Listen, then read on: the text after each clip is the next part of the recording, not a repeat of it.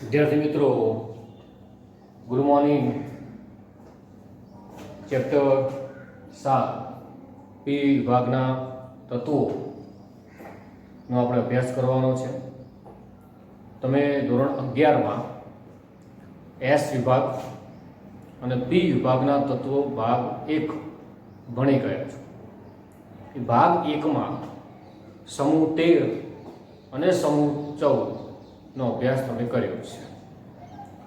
ભાગ 2 આ જે ચેપ્ટર છે પી વિભાગના તત્વો, આમ તો ભાગ 2 એવું કહેવાય, જેમાં આપણે સમૂહ 15, 16, 17 અને 18 આવા 4 સમૂહોનો, એના વિવિધ તત્વોનો આપણે અભ્યાસ કરવાનો આવશે. તમે શું અભ્યાસ કરશો આ સમૂહનો જે તત્વો આવેલા છે તેમનો? તો સીધી વાત કરું તો જે તત્વો છે એમની ઇલેક્ટ્રોન રચના, એમની પ્રાપ્તિ સ્થાન, એમનો જે વિવિધ ગુણધર્મો છે, આવર્તીય વલણ, સમૂહનું વલણ જે છે તે પણ અભ્યાસ કરશું. ભૌતિક ગુણધર્મો, રાસાયણિક ગુણધર્મો, આ ઉપરાંત દરેક તત્વ એની કઈ રીતે બનાવટ થાય છે અને એ તત્વોમાંથી કયા કયા પદાર્થો બની શકે છે, જે પદાર્થો બને છે એ પદાર્થોના પણ આપણે ગુણધર્મો અને ઉપયોગો એનો અભ્યાસ કરીશું. તો આપણે સૌપ્રથમ પી વિભાગના તત્વો, સમૂહ 15ના તત્વો એનો અભ્યાસ કરીશું, જેમાં મોટે ભાગે આપણે આ લેક્ચર દરમિયાન પ્રાપ્તિ સ્થાન, ઇલેક્ટ્રોનીય રચના, પરમાણુય અને આયનીય ત્રિજ્યા, આયનીકરણ એન્થાલ્પી અને વિદ્યુત ઋણતા, આવા 5 ટોપિકનો આપણે અભ્યાસ કરીશું. નંબર 1, પ્રાપ્તિ સ્થાનની વાત કરું તો પ્રાપ્તિ સ્થાન કહેતા પહેલા સમૂહ 15ના તત્વોની ઓળખ આપી દઉં. તો સમૂહ 15માં કોણ કોણ આવશે? તો સૌપ્રથમ nitrogen, second one phosphorus, number 3 arsenic, number 4 Sb antimony, number 5 bismuth, number 6 મોસ્કોવિયમ. આવા ટોટલ 6 તત્વો આપેલ સમૂહમાં આવશે. બરાબર. હવે આપેલ જે 6 તત્વો છે સમૂહની અંદર, દરેકનો પરમાણુ ક્રમાંક પણ તમને ખ્યાલ હોવો જોઈએ. નાઇટ્રોજનનો પરમાણુ ક્રમાંક છે 7. તો તમે અહીંથી સ્ટાર્ટ કરો 8, અહીં એડ કરવાનું છે 18, 32, 32 આવા તમારે એડ કરવાના થાય. 8, 18, 32. તો એડ કરશું તો 15, 18 એડ કરશું તો 33, 18 એડ કરશું તો 51, 32 એડ કરશું તો 83 અને ફરીથી બીજા 32 એડ કરો 115 તમને મળશે. આ રીતે દરેકના પરમાણુય ક્રમાંક પણ તમને મળી જશે. Nitrogen, phosphorus, arsenic, antimony, bismuth, moscovium દરેકના પરમાણુય ક્રમાંક પણ તમને આ રીતે મળશે. આપણે હાલ એવી વાત કરવાની છે કે આ જે નાઇટ્રોજન, ફોસ્ફરસ જે આ તત્વો છે એમાં મુખ્યત્વે મોટે ભાગે 2, નાઇટ્રોજન, ફોસ્ફરસ એ બંને અધાતુ છે. આ બે અધાતુ તત્વો છે. નાઇટ્રોજન, ફોસ્ફરસ અધાતુ છે. આર્સેનિક, એન્ટીમની આ બંને અર્ધધાતુ છે. અર્ધધાતુ છે. એન્ટીમની અને આર્સેનિક અર્ધધાતુ છે. બિસ્મથ, મોસ્કોવિયમ હું એવું કહીશ કે બિસ્મથ અને મોસ્કોવિયમ વિશિષ્ટ ધાતુ છે. વિશિષ્ટ ધાતુ છે. તો ઉપરથી નીચે તરફ સમૂહમાં જ્યારે આવું છું, સમૂહમાં ઉપરથી નીચે તરફ આવતા અધાત્વીય ગુણધર્મથી ધાત્વીય ગુણધર્મ વધતો જાય છે. એટલે કે ધાત્વીય ગુણધર્મ વધે છે વાયા અર્ધધાતુ, એટલે કે અધાતુથી અર્ધધાતુ અને છેલ્લે ધાતુ ગુણધર્મ આપણને જોવા મળે છે. તમે આવું નોંધ કરી અને જવાબ આપી શકશો સમૂહ 15ના તત્વો. પ્રાપ્તિ સ્થાનની વાત કરું, સમૂહ 15ના તત્વો કઈ રીતે પ્રાપ્ત થાય છે, કયા સ્વરૂપે હોય છે, આપણે એ અભ્યાસ કરવાનો છે. તો સૌપ્રથમ વાત કરું નાઇટ્રોજનની. નાઇટ્રોજન N સંગ્રહની N છે નાઇટ્રોજન. પૃથ્વીના વાત કરીએ વાતાવરણની, પહેલી વાત કરું, વાતાવરણમાં નાઇટ્રોજન શું કઈ રીતે રહેલો છે? વાતાવરણ તો નાઇટ્રોજન વાતાવરણમાં 78% 78% નાઇટ્રોજન N2 સ્વરૂપે રહેલો છે. N2 સ્વરૂપે નાઇટ્રોજન વાતાવરણની અંદર N2 સ્વરૂપે 78% 78% નાઇટ્રોજન વાતાવરણમાં છે. બરાબર. બીજી અગત્યની વાત કરું પૃથ્વીના પોપડાની, વાતાવરણની વાત પતી ગઈ છે. પૃથ્વીના પોપડામાં કઈ રીતે રહેલો છે? તો પૃથ્વીના પોપડાની અંદર વાત કરું તો એમાં બે સંયોજનો સ્વરૂપે નાઇટ્રોજન છે. એક છે NaNO3, બીજું છે KNO3. તો બંનેના નામ ઓળખજો. NaNO3, KNO3. NaNO3 sodium nitrate, KNO3 potassium nitrate છે. હવે જે સોડિયમ નાઇટ્રેટ છે, આ સોડિયમ નાઇટ્રેટ આને આપણે ચીલી સોલ્ટપીટર તરીકે ઓળખીએ છીએ. ચીલી સોલ્ટપીટર નામ યાદ રાખવાનું છે, ઘણી વખતે પૂછાય. ચીલી સોલ્ટપીટર અને આ ઇન્ડિયન સોલ્ટપીટર છે. KNO3 ઇન્ડિયન સોલ્ટપીટર છે. પેલું ચીલી સોલ્ટપીટર છે અને આ ઇન્ડિયન સોલ્ટપીટર KNO3. યાદ રાખજો. NaNO3 નેનો ચીલીમાં બની, યાદ રાખજો. ભલે ઇન્ડિયામાં બની હોય પણ આપણે એવું યાદ રાખો, નેનો ચીલીમાં બની એટલે NaNO3 ચીલી સોલ્ટપીટર તરીકે ઓળખવામાં આવશે. KNO3 ઇન્ડિયન સોલ્ટપીટર છે. ત્યારબાદ વાત કરીએ આગળ વનસ્પતિઓમાં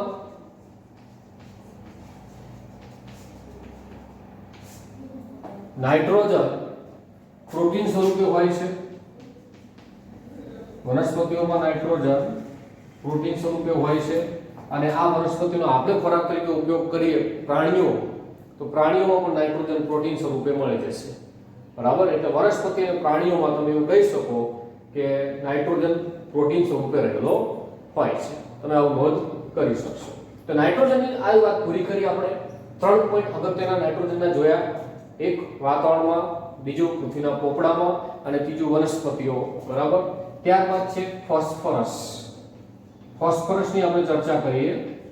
ફોસ્ફરસ જેની સંજ્ઞા છે P. બરાબર. ફોસ્ફરસ સંજ્ઞા P. નંબર 1, પહેલી વાત કરું ખાસ ફોસ્ફરસ વિશેની, તો સૌપ્રથમ વાત એવી છે ફોસ્ફરસની કે એપેટાઇટ વર્ગના સંયોજનો બનાવે છે. નંબર 1, એપેટાઇટ વર્ગના સંયોજનો બનાવે છે. હવે એપેટાઇટ વર્ગ એટલે શું? તો એક તમારે સૂત્ર યાદ રાખવું પડે એપેટાઇટનું. C9Ca9 PO4 Ca9 PO4 આમ તો જોવા જઈએ તો કેલ્શિયમ ફોસ્ફેટ કહીએ પણ તો 9 છે. બરાબર. હવે પાછળ CaX2 તમારે યાદ રાખવાનું, જ્યાં X બરાબર ક્લોરીન અને OH યાદ રાખવાનું. X બરાબર ક્લોરીન OH. હવે જુદા જુદા નામ પડી શકે. અહીંયા તમે ધારો કે અહીંયા X ના સ્થાને ફ્લોરીન મૂકી દો. ફ્લોરીન તો સૂત્ર Ca9PO4 CaF2 સૂત્ર થાય. તો એને આપણે ફ્લોરીનના કારણે જો ક્લોરીન મૂકીએ તો એ જે સંયોજન બનશે એ સંયોજન બનશે ફ્લોરએપેટાઇટ. ફ્લોરીનના કારણે જે સંયોજન બને છે એને આપણે કહીશું ફ્લોરએપેટાઇટ. એપેટાઇટ સંયોજન બન્યું છે ફ્લોરએપેટાઇટ. જો ક્લોરીન હોય તો ક્લોરએપેટાઇટ, OH હોય તો હાઇડ્રોક્સી એપેટાઇટ કહેવાય. યાદ રાખજો. ફ્લોરીન છે તો ફ્લોરએપેટાઇટ, ક્લોરીન હોય તો ક્લોરએપેટાઇટ અને OH આવશે તો હાઇડ્રોક્સી એપેટાઇટ સંયોજન તરીકે ઓળખી શકાય છે. એમાં ફ્લોરએપેટાઇટ છે એ ફોસ્ફેટ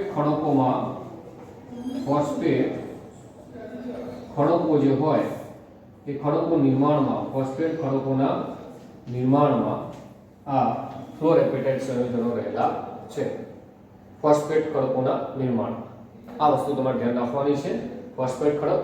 ત્યારબાદ થોડીક ફ્લોરીનની ફોસ્ફરસની બીજી અગત્યની વાતો કરીએ છીએ આપણે. ધ્યાન રાખજો.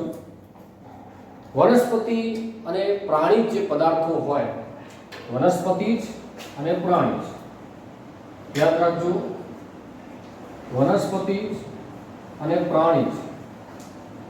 તો વનસ્પતિ અને પ્રાણી પદાર્થોમાં આવશ્યક ઘટક તરીકે ફોસ્ફરસ રહેલો છે. આવશ્યક ઘટક તરીકે આપણો ફોસ્ફરસ રહેલો હોય છે. વનસ્પતિ અને પ્રાણીમાં આવશ્યક ઘટક છે, અગત્યનો પદાર્થ ફોસ્ફરસ કહી શકાય છે. એ પણ તમારે ધ્યાનમાં રાખવાનું છે, બરાબર છે. એટલે આવશ્યક ઘટક તરીકે ફોસ્ફરસ રહેલો હોય છે. ત્યારબાદ ફોસ્ફોપ્રોટીન, આ મોસ્ટ આઈએમપી યાદ રાખવાનું છે. ફોસ્ફોપ્રોટીન દૂધ અને ઈંડાઓમાંથી મળી આવે છે.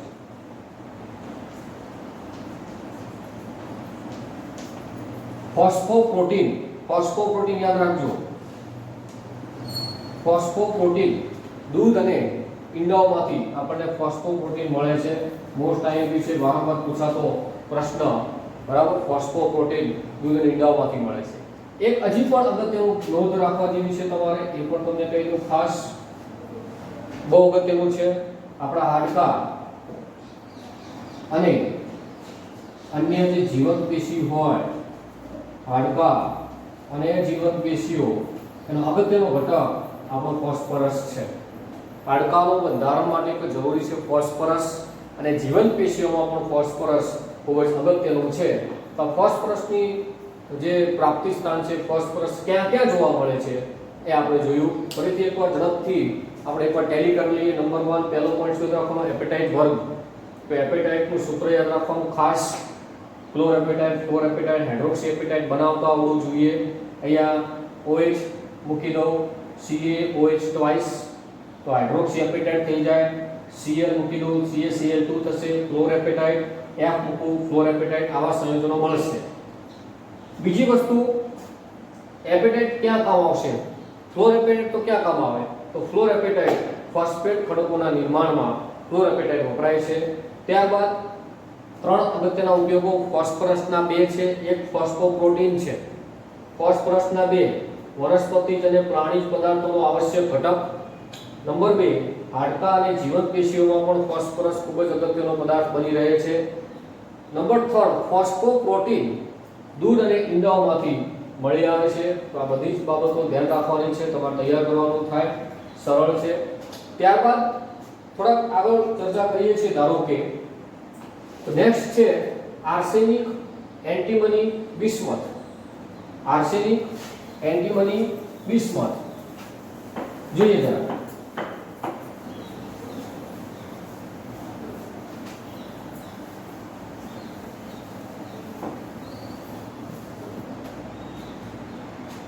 આર્સેનિક, એન્ટીમની અને બિસ્મથ, આ ત્રણ એમના સલ્ફાઇડ ખનિજ સ્વરૂપે મળે છે.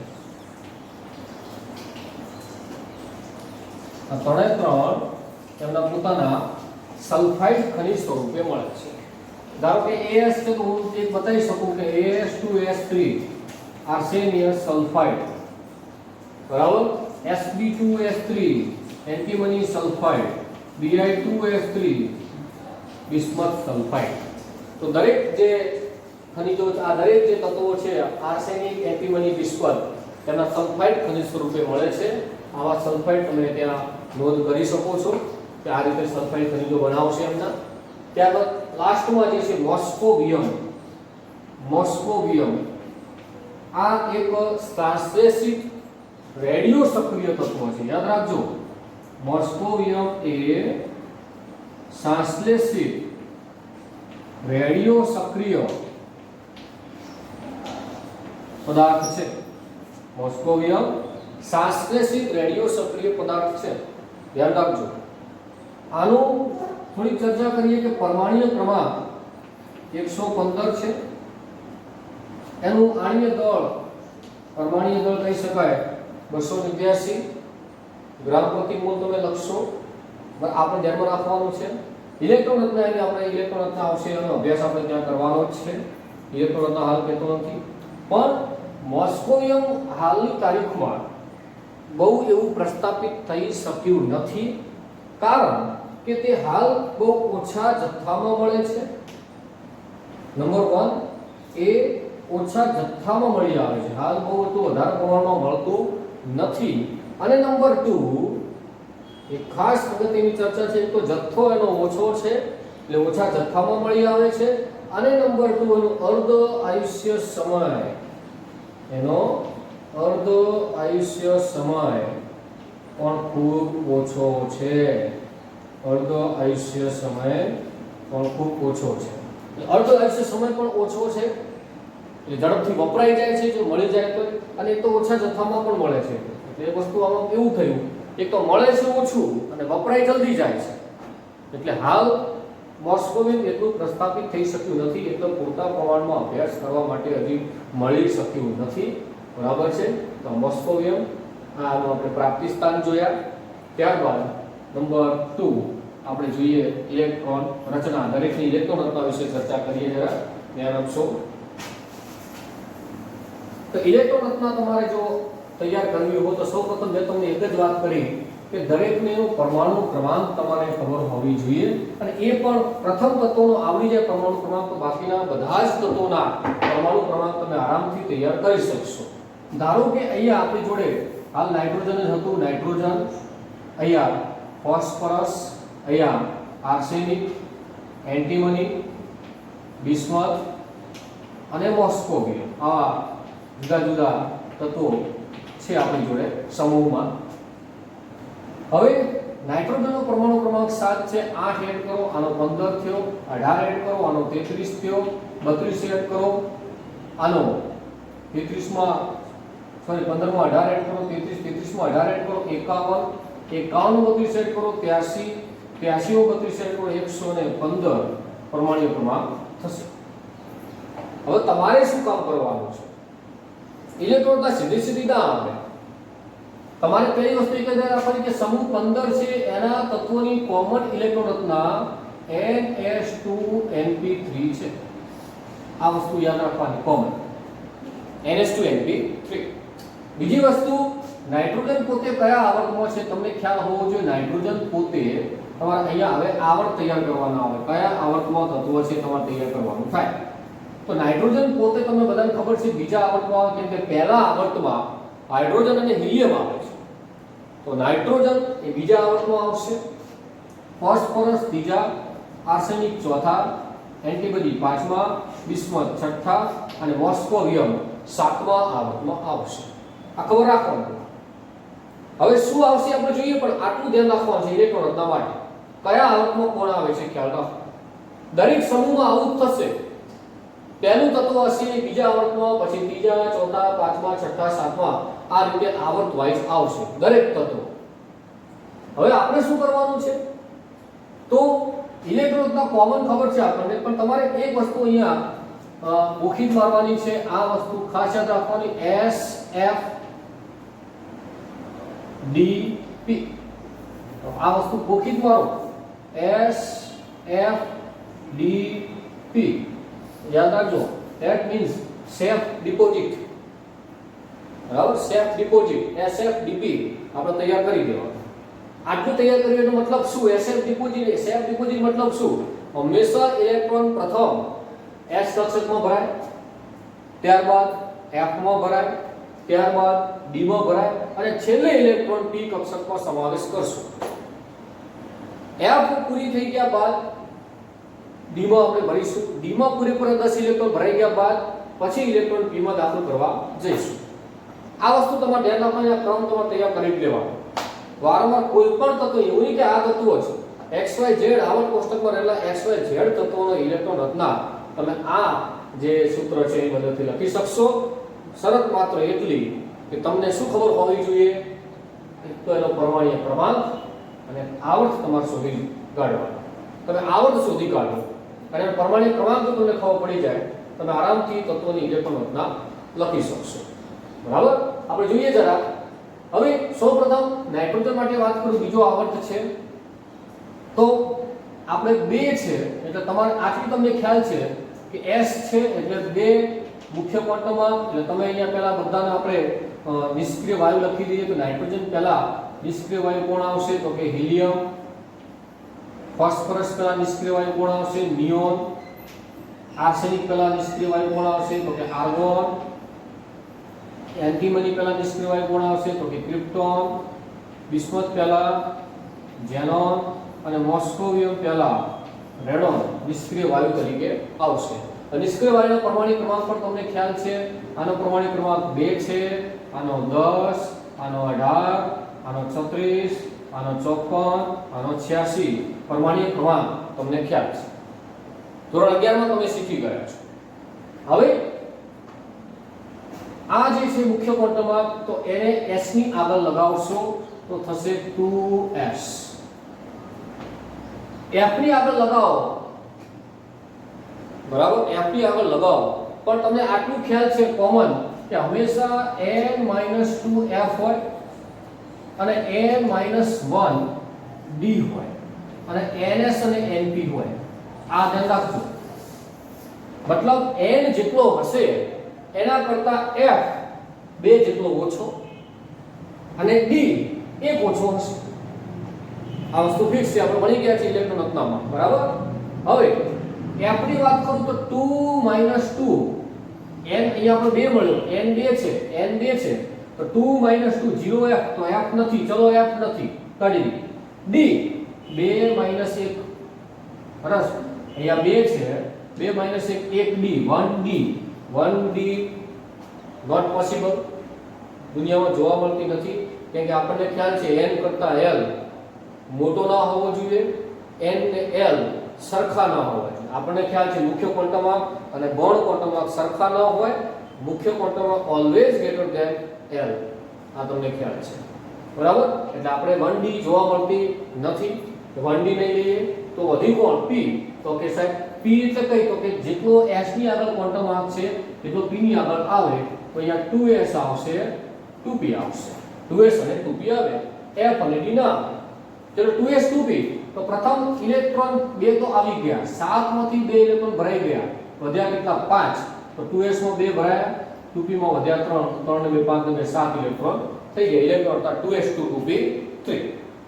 ચલો આના માટે નિયોન માટે હવે એ તો તમને ખ્યાલ આવી ગયો હશે, 3s 2 3p 3 તમે આરામથી લખી શકશો, સરળ છે. ત્યારબાદ આર્સેનિક માટે બહુ સરસ ચર્ચા છે, 18 આવી ગયા. હવે ચોથો જે આવર્ત છે તો અહીંયા 4 - 2 એટલે 2f, હજી 2f દુનિયામાં નથી. 4 - 1 એટલે 3, 3d દુનિયામાં છે, 3d જોવા મળે છે. તો તમે પહેલા તો s લખો, એટલે કઈ s તો કે 4 છે તો 4s, પહેલી 4s લખાશે. d f તો નથી તો d માં આવો તો d કઈ આવે, 3d આવશે, 3d છે. આ ધ્યાન રાખવાનું કઈ કઈ છે, 1d 2d નથી, 3d છે. 1f 2f 3f નથી, 4f છે, 1p નથી, 2p છે, 2p ની બધી સ્ટાર્ટ થાય અને s તો 1s થી સ્ટાર્ટ થાય, આપણને ખબર છે. તો 4s 3d અને ફરીથી પાછળ 4p આવી આવશે, 4s 3d 4p. તો પહેલા 4s માં ઇલેક્ટ્રોન સમાવીએ 2, 18 અને 2 20 થયા, બરાબર. હવે d માં ઇલેક્ટ્રોન સમાવો, d માં ઇલેક્ટ્રોન ભરાય કેટલા 10, 20 અને 10 30 થયા, વધ્યા કેટલા 3 વધ્યા, તો 4p માં 3 ગોઠવી દો. આને લખાશે 4s2 3d10 અને 4p 3. સરળતા માટે બધા જ ક્વોન્ટમ માર્ક સરખા લેવા માટે આ 4s ને પાછળ લખીએ, 3d આગળ લખીએ, એટલે 3d10 આમ લખાશે, 3d10 4s2 4p3. ક્રમબદ્ધ લખવા, ક્વોન્ટમ માર્ક પ્રમાણે લખવા માટે 3d10 4s2 4p3 લખીએ છીએ. આના માટે 5 છે તો 5s, બરાબર. f આવી છે તો કે સાહેબ 5 આવ્યા, 5 - 2 હજી પણ 3f થાય, 3f નથી, 3f નથી. ચલો આગળ f નહીં આવે, d 1 ઓછી 4d p એક્ઝેક્ટ 5p. ચલો ઇલેક્ટ્રોન સમાવો, 36 s માં 2 38, d માં 10 48, આમાં 3 51, તો 51 પરમાણુ ક્રમાંક મુજબ ઇલેક્ટ્રોન ગોઠવી દીધી. સરળતા માટે મુખ્ય ક્રમાંક મુજબ 4d10 5s2 5p3 આપણે લખીએ છીએ. ત્યારબાદ ઝેનોન 83 પરમાણુ ક્રમાંક છે. હવે f તો આવશે 6 છે, 6 - 2 એટલે 4f તો છે જ, એટલે હવે આવશે તો 6s 6 છે તો એટલી s હોય 6s f 4f 2 ઓછા d 5d 1 ઓછો d 1 ઓછો હોય અને 6p p અને s સરખા હોય ક્વોન્ટમમાં તો 6s 4f 5d 6 લખીએ 6s2 4f માં કેટલા ઇલેક્ટ્રોન સમાશે તો 14 14 d માં 10 p માં 3 તો 14 ને 2 16 ને 10 26 ને 3 29 ને તમે 54 કરશો 83 થશે.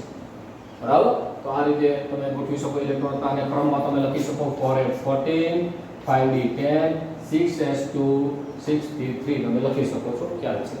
ત્યારબાદ 86 115 7s 5f 6d 7p આમાં પણ same age it is 7s2 5f 14 6d 10 7p3 તમે ગોઠવીને લખી શકો. 86 માં બધા એડ કરો 115 થવા જોઈએ.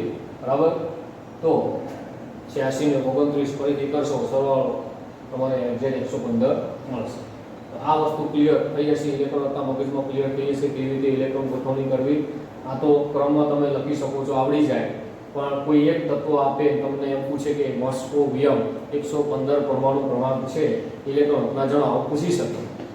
તો આપણને ખ્યાલ એ હોવો જોઈએ કે 115 કયા આવર્તમાં તો કે 7મા આવર્તમાં SHDP કરી અને 7s 5f 6d 7p like દેવાના. પેલી રીતે f 2 ઓછા હોય d 1 ઓછો હોય મુખ્ય ક્વોન્ટમમાં કરતા. એટલું ગોઠવી દીધું. કયા 115 છે એની પહેલા કયો નિષ્ક્રિય વાયુ હતો કે રેડોન પરમાણુ ક્રમાંક 86. હા ગોઠવતા જો SHDP મુજબ આરામથી ઇલેક્ટ્રોન તમને મળશે. આ આપી આપણી ઇલેક્ટ્રોન રચના. કોમન ઇલેક્ટ્રોન કેવી હોય તો તમને ખ્યાલ છે ns2np3 તમને ખ્યાલ છે. બરાબર છે. તો ઇલેક્ટ્રોન બાદ પરમાણ્વીય અને આયનીય ત્રિજ્યા આપણે જોઈએ.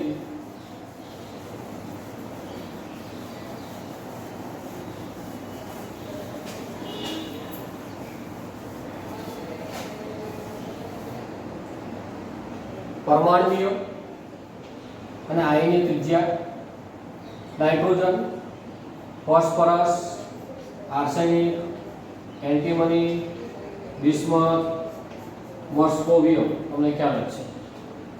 બરાબર. સમૂહમાં ઉપરથી નીચે તરફ જતા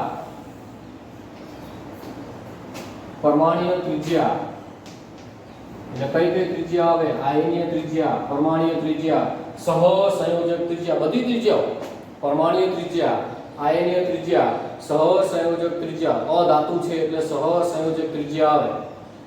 બરાબર છે. ધાત્વિય ત્રિજ્યા ક્યારે આવશે તો કે ધાતુ હોય એમાં ધાત્વિય ત્રિજ્યા. આમાં આપણે સહસંયોજક ત્રિજ્યાને ધ્યાનમાં લઈશું. તો હવે પરમાણ્વીય ત્રિજ્યા સમૂહ ઉપરથી નીચે તરફ જતા પરમાણ્વીય ત્રિજ્યામાં વધારો થાય છે, વધે. આયનીય ત્રિજ્યા બોલો, પરમાણ્વીય ત્રિજ્યા બોલો, વધે છે, વધારો થાય. શું કારણ? તો કારણ તમને એક જ ખ્યાલ છે. સમૂહમાં ઉપરથી નીચે તરફ જતા પરમાણ્વીય ક્રમાંક શું થાય? તો ઉપરથી નીચે તરફ જતા જો પરમાણ્વીય ક્રમાંક શું થાય? વધે છે. કેન્દ્રીય વિભાગ વધે છે. ઇલેક્ટ્રોનની સંખ્યા વધે છે. બધું વધે. જો પરમાણ્વીય ક્રમાંક વધે, કેન્દ્રીય વિભાગ વધે, ઇલેક્ટ્રોનની સંખ્યા વધે છે. સાથે સાથે ઇલેક્ટ્રોનને સમાવતી કક્ષા 2 3 4 5 6 7 કક્ષાઓ પણ વધે છે. તો પહેલી જે કક્ષા હોય ધારો કે આ કેન્દ્ર, તો આ n બરાબર 2 કક્ષા, તો આ n બરાબર 3 કક્ષા આવશે. તો n બરાબર 7 કક્ષા તમે વિચારી શકો છો. કક્ષા બદલાય છે, કદ વધે છે, ત્રિજ્યા વધે છે. ધ્યાન રાખજો. પણ એક અપવાદરૂપ વાત થોડી કરું છું કે શરૂઆતના જે તત્વો છે, શરૂઆતના આ જે તત્વો છે, શરૂઆતના તત્વો હું એવું બોલીશ કે નાઇટ્રોજનથી ચલો ફોસ્ફરસ સુધી ખાલી બે તત્વો આમની પરમાણ્વીય ત્રિજ્યાનો તફાવત ખૂબ મોટો છે, મતલબ કે પરમાણ્વીય ત્રિજ્યા ખૂબ વધુ વધે છે, પરમાણ્વીય ત્રિજ્યામાં વધારો ઘણો મોટો છે. જ્યારે જેમ નીચે ઉતરીશ તેમ પરમાણ્વીય ત્રિજ્યામાં વધારો ઓછો થતો વધે ખરી પરમાણ્વીય ત્રિજ્યા, પણ એ જે ડિફરન્સ છે, વધારો છે, ખૂબ ઓછો આવશે. આનું કારણ શું હોઈ શકે? તો આનું કારણ છે કે આપેલા જે તત્વો છે આર્સેનિક, એન્ટીમની, બિસ્મથ, મોસ્કોવિયમ, એમાં આવતી ડી કક્ષકો અને એફ કક્ષકોનું કારણ છે. ડી કક્ષકો અને એફ કક્ષકો. શું કારણ કેમ ડી અને એફ? તો કે ડી અને એફ કક્ષકો કદમાં મોટી છે, ઘણા બધા ઇલેક્ટ્રોનને સમાવી શકે છે. કદમાં એટલી મોટી કક્ષકો છે અને મોટી કક્ષકો ઘણા બધા ઇલેક્ટ્રોનને સમાવી શકે છે. શિલ્ડિંગ અસર ઓછી કરે. તો આ કક્ષકો શિલ્ડિંગ અસર ઘટાડે. તો વિચારજો, શિલ્ડિંગ અસર ઘટાડે. હું ખાલી એટલું કહું કે છેલ્લા તત્વો માટે વાત કરું કે સાહેબ આવું કંઈક હતું, તમે 7s લખ્યું, 5f લખ્યું, 6d લખ્યું અને અહીંયા ધારો કે 7p છે. હું s ને ધારો કે અહીંયા બતાવું છું ફોર એક્ઝામ્પલ. તો આ જે 7 નંબરની જે કક્ષક છે 7s2 7p3 બાહ્યતમ ઇલેક્ટ્રોન રત્ન છે. બાહ્યતમ જે કક્ષક છે તો બાહ્યતમ કક્ષાઓ કેન્દ્ર તરફ વસ્તુનું ધારો કે કેન્દ્ર છે, તો આ લોકો કેન્દ્ર તરફ આકર્ષાય. અંદરની કક્ષાઓ છે આ 4f 5f અને 6d શિલ્ડિંગ અસર ઘટાડે તો આનું આકર્ષણ શું થશે? વધી જાય. આકર્ષણ વધી જશે. અંદરની કક્ષાઓ શિલ્ડિંગ અસર ઓછી કરે એટલે પેલા બાહ્યતમ કક્ષાનું કેન્દ્ર તરફનું આકર્ષણ શું થાય? વધે છે. આકર્ષણ વધે એટલે થોડુંક નજીક આવશે.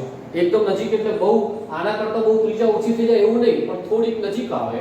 એના કારણે ત્રિજ્યામાં થતો વધારો ઓછો જોવા મળે છે. બરાબર છે? તો આ વસ્તુ ધ્યાન રાખવાની છે. ત્રિજ્યા કેમ વધે છે, શું કારણ છે, ખ્યાલ આવ્યો હશે. ત્યારબાદ આયનીકરણ, એન્થાલ્પી. સમૂહમાં ઉપરથી નીચે તરફ જઈએ છીએ તેમ પરમાણ્વીય ત્રિજ્યા વધે. આપણે જોયું કદમાં વધારો થાય એ આપણે જોયું. બરાબર, કદમાં વધારો થાય આપણે પણ જોયું. તો કદ વધે છે, ઇલેક્ટ્રોન કેન્દ્રથી કેવો જશે? દૂર જાય. કદ વધે, ઇલેક્ટ્રોન કેન્દ્રથી, તમે વિચારો નાઇટ્રોજન માટે વાત કરીએ તો નાઇટ્રોજનનું આ n બરાબર 2 છે. તો કે સાહેબ તમે ધારો કે Sb માટે વિચારો તો Sb માટે n બરાબર ધારો કે 5. બરાબર, 5 4 જે ચલો 5 બરાબર, n બરાબર 5. તો 2 અને 5 કોનો ઇલેક્ટ્રોન કેન્દ્રથી નજીક કહેવાય? આનો ઇલેક્ટ્રોન કેન્દ્રથી નજીક કહેવાશે, આનો ઇલેક્ટ્રોન કેન્દ્રથી દૂર કહેવાશે. બરાબર, તો કેન્દ્રથી નજીક છે એવા ઇલેક્ટ્રોનનું કેન્દ્ર તરફ આકર્ષણ વધુ હોય, દૂરવાળા ઇલેક્ટ્રોનનું કેન્દ્ર તરફ આકર્ષણ ઓછું હોય. તો નજીકવાળાનું આકર્ષણ વધુ હોય તો એવા ઇલેક્ટ્રોનને દૂર કરવો વધુ મુશ્કેલ છે, વધારે ઊર્જા આપવી પડશે. એટલે કદ જેટલું નાનું હશે એટલા ઇલેક્ટ્રોનને દૂર કરવા વધુ ઊર્જા આપવી પડશે. એટલે આયનીકરણ એન્થાલ્પી વધે છે, અહીં આયનીકરણ એન્થાલ્પી ઘટે છે. બરાબર, એટલે સમૂહમાં ઉપરથી નીચે તરફ જતા કદ વધે છે, ત્રિજ્યા વધે છે, આયનીકરણ એન્થાલ્પીમાં વધારો થાય છે, સોરી ઘટાડો થાય છે. કદ નાનું છે, નાના કદથી મોટા કદ તરફ જઈએ છીએ તેમ ઇલેક્ટ્રોન કેન્દ્રથી દૂર થતો જાય છે, એનું આકર્ષણ ઓછું થતું જાય. દૂર જનાર ઇલેક્ટ્રોનને દૂર કરવા માટે ઊર્જા ઓછી આપવી પડે, આયનીકરણ એન્થાલ્પી ઘટે છે. ત્યારબાદ આયનીકરણ એન્થાલ્પીની થોડીક બીજી વાત કરું કે આખા જે સમૂહ છે એની ઇલેક્ટ્રોન રચના NH2 Np3 છે, બટ અર્ધપૂર્ણ ઇલેક્ટ્રોન રચના છે, p અડધી ભરાયેલી છે, અર્ધપૂર્ણ છે. તો અર્ધપૂર્ણ હોય કક્ષા ભરાયેલી તો અર્ધપૂર્ણ કક્ષા સ્થાયી ઇલેક્ટ્રોન રચના કહેવાશે. એટલે કક્ષા અર્ધપૂર્ણ ભરાયેલી હોય તો એ સ્થાયી ઇલેક્ટ્રોન રચના પ્રાપ્ત કરે છે તેવું કહેવાય. અને આવી સ્થાયી ઇલેક્ટ્રોન રચનામાંથી ઇલેક્ટ્રોન દૂર કરવો વધારે ઊર્જા આપવી પડે છે. અને માટે અનુવર્તી જે બીજા સમૂહો જે આવે છે, સમૂહ આગળનો સમૂહ ધારો કે આ આપણે સમૂહ 15 ભણી છે, સમૂહ 14, એના કરતાં આની આયનીકરણ એન્થાલ્પી વધારે જોવા મળે છે. આપણે એવું પણ ભણ્યા સમૂહ 16 કરતાં પણ આની વધારે થશે, એ પણ આપણે અપવાદ ભણી ગયા છે ધોરણ 11માં. બરાબર, એટલે સમૂહ 14 અને સમૂહ 16 કરતાં આની આયનીકરણ એન્થાલ્પી વધારે થાય છે. કેમ? કે અર્ધપૂર્ણ ભરાયેલી છે, સ્થાયી છે. સ્થાયી ઇલેક્ટ્રોન રચનામાંથી ઇલેક્ટ્રોન દૂર કરવા માટે વધુ ઊર્જા આપવી પડે છે. નંબર 3, ત્રીજી અગત્યની વાત કરું કે પ્રથમ આયનીકરણ એન્થાલ્પી, દ્વિતીય આયનીકરણ એન્થાલ્પી, તૃતીય આયનીકરણ એન્થાલ્પી તમે ભણી ગયા છો. પ્રથમ કરતાં દ્વિતીય, દ્વિતીય કરતાં તૃતીય એમ તરફ જઈએ છીએ કે આયનીકરણ એન્થાલ્પી ક્રમશઃ વધતી જાય. કે જેમ જેમ ઇલેક્ટ્રોન દૂર થતો જાય તેમ કદ નાનું થતું જાય છે. નાના કદમાંથી ઇલેક્ટ્રોન દૂર કરવા માટે વધુ ઊર્જા આપવી પડે છે, એટલે આયનિકરણ એન્થાલ્પી વધે છે. બરાબર છે. ત્યારબાદ છેલ્લું છે વિદ્યુત ઋણતા. સમૂહમાં ઉપરથી નીચે તરફ જતા કદ વધે છે, ત્રિજ્યા વધે છે, ઇલેક્ટ્રોન કેન્દ્રથી દૂર થતો જશે. બરાબર, ઇલેક્ટ્રોન કેન્દ્રથી દૂર થતો જાય. વિદ્યુત ઋણતા શું છે? ઇલેક્ટ્રોનને પોતાની તરફ આકર્ષવાની ક્ષમતા. બરાબર, તમે વિચાર કરીને મને કહી શકશો અહીંયા કોઈ બાહ્યતમ ઇલેક્ટ્રોન આવે તો કયો ઇલેક્ટ્રોન ઝડપથી કેન્દ્ર તરફ આકર્ષાશે? તો કે સાહેબ આ ઇલેક્ટ્રોન, અહીંયા ઇલેક્ટ્રોન કેન્દ્ર તરફ ઝડપથી આકર્ષાય કેમ કે કદ નાનું છે, કદ નાનું છે, શેલિંગ અસર ઓછી છે, ઇલેક્ટ્રોન કેન્દ્ર તરફ વધુ ઝડપથી આકર્ષાશે, વિદ્યુત ઋણતા વધુ. અહીંયા કદ વધી ગયું, ઇલેક્ટ્રોન ઘણો દૂર કહેવાય, કેન્દ્ર તરફ આકર્ષવા માટે એક તો શેલિંગ અસર નડશે. શેલિંગ અસર નડતી હોવાના કારણે ઇલેક્ટ્રોન સરળતાથી કેન્દ્ર તરફ આકર્ષાઈ શકતો નથી, વિદ્યુત ઋણતા ઘટે છે. સમૂહ ઉપરથી નીચે તરફ જતા વિદ્યુત ઋણતા ઘટે છે. બરાબર છે. આ બધા પોઈન્ટ જોયા, બધા વિદ્યુત ઋણતા ચર્ચા કરી.